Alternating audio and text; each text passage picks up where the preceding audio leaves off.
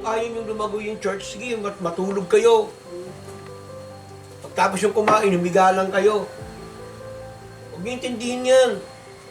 Pag may mga gawain, sige, magliwaliw kayo.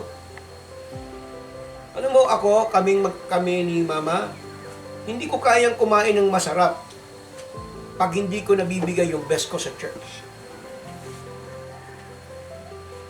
Sino ba nagkasabi lagi yan? Si Sister Bersosa.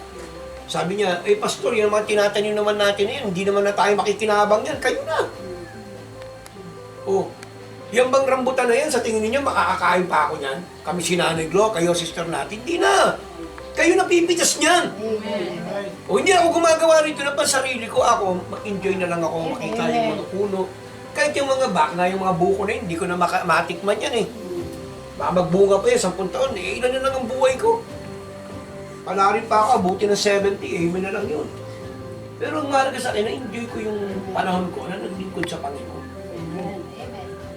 Para ibigin kayo ng Diyos lahat na activities ng buhay. Involve yan lahat, spirit, isip, puso, pati katawan, pati pera. Lahat yan, nakalagay din yan doon sa gawain ng Panginoon.